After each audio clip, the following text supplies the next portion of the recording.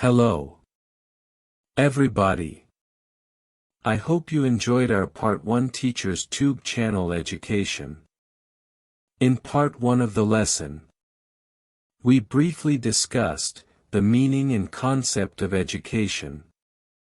And we also examined where the word education came from.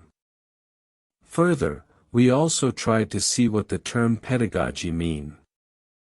In our today's Part 2 lesson, we are going to learn types of education: formal, informal and non-formal.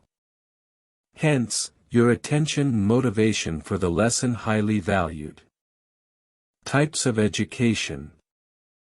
Education would go beyond what takes place within the school, the classroom.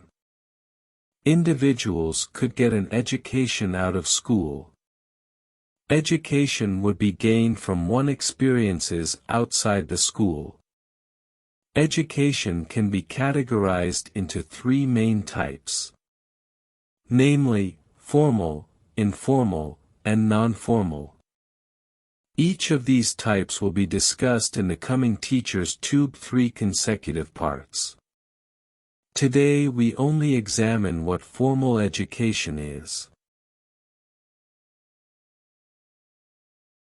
Formal education or formal learning usually takes place on the premises of the school, where a person may learn basic, academic, or skills. Children often attend a nursery or kindergarten, but often formal education begins in elementary school and continues with secondary school. Post-secondary education, or higher education, is usually at a college or university, which may grant an academic degree. It is provided under a certain set of rules and regulations. Formal education is given by specially qualified teachers. They are supposed to be efficient in the art of instruction. 9. Pedagogy. It also observes strict discipline. The student and the teacher both are aware of the facts and engage themselves in the process of education. Examples of formal education: learning in a classroom, school grading/certification, college and university degrees.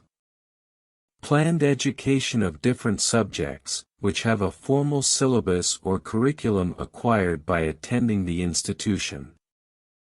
Characteristics of formal education. Formal education is structured hierarchically. It is planned and deliberate. Scheduled fees are paid regularly. It has a chronological grading system. It has a syllabus and is subject-oriented. The syllabus has to be covered within a specific academic year. Advantages of formal education: an organized educational model and up-to-date course contents. Students acquire knowledge from trained and professional teachers. Structured and systematic learning process. Intermediate and final assessments are ensured to advance students to the next learning phase. Institutions are managerially and physically organized. Leads to a formally recognized certificate. Easy access to jobs.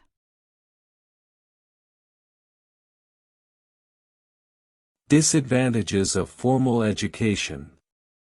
Sometimes, brilliant students are bored, due to the long wait for the expiry of the academic session to promote to the next stage.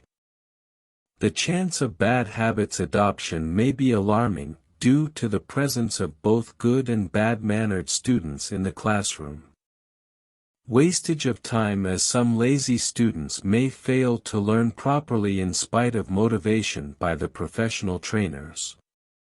Some unprofessional and non-standard education systems may cause the waste of time and money of the students, which leads to disappointment in formal education and argue them to go for non-formal education. Costly and rigid education as compared to other forms of learning.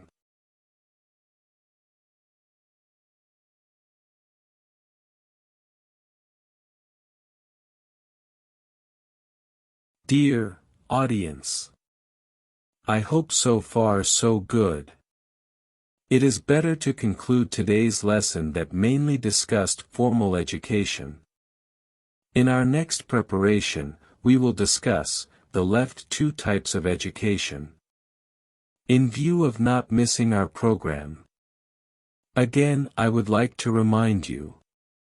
Not forget, subscribing, like and share our YouTube channel. Thank you, indeed, thank you, bye.